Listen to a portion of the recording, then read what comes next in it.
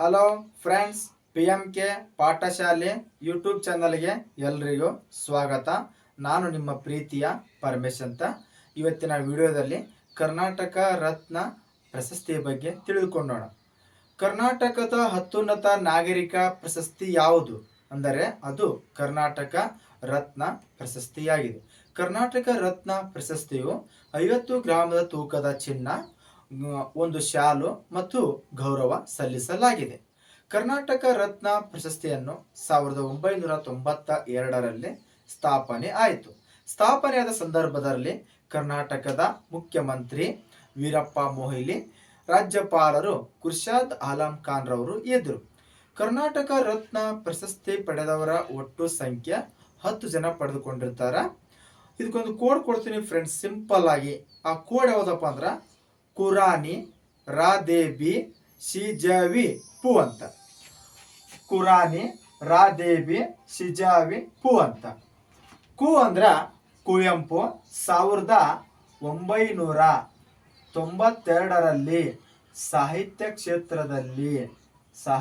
ಕ್ಷೇತ್ರದಲ್ಲಿ ಕರ್ನಾಟಕ ರತ್ನ ಪ್ರಶಸ್ತಿಯನ್ನ ಪಡೆದುಕೊಂಡ್ರು. ರಾ ಅಂದ್ರ ಡಾಕ್ಟರ್ ರಾಜ್ಕುಮಾರ್ ಅವರು 1992ರಲ್ಲಿ ಸಿನಿಮಾ ಕ್ಷೇತ್ರ ವಿಭಾಗದಲ್ಲಿ ಕರ್ನಾಟಕ ರತ್ನ ಪ್ರಶಸ್ತಿಯನ್ನ ಪಡೆದುಕೊಂಡ್ರು. ನೀ ಅಂದ್ರ ಎಸ್ ನಿಜಲಿಂಗಪ್ಪ 1999ರಲ್ಲಿ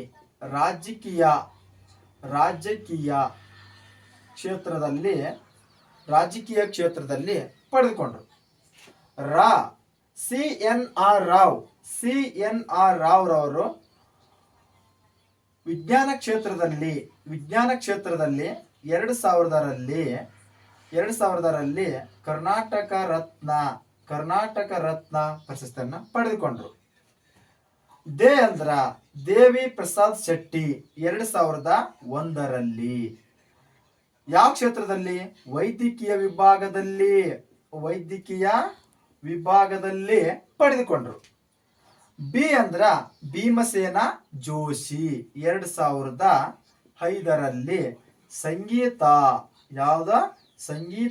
ಕ್ಷೇತ್ರ ವಿಭಾಗದಲ್ಲಿ ಕರ್ನಾಟಕ ರತ್ನ ಪ್ರಶಸ್ತಿಯನ್ನ ಪಡೆದುಕೊಂಡ್ರು.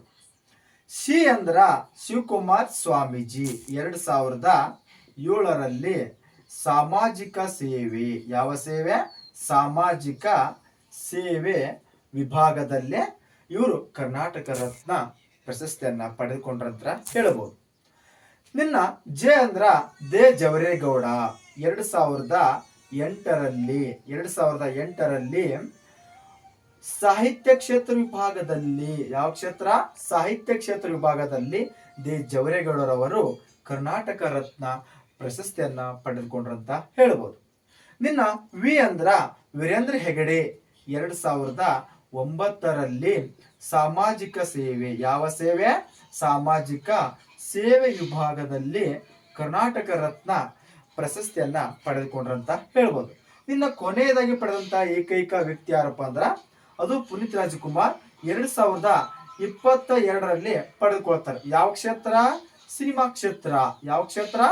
ಕ್ಷೇತ್ರ.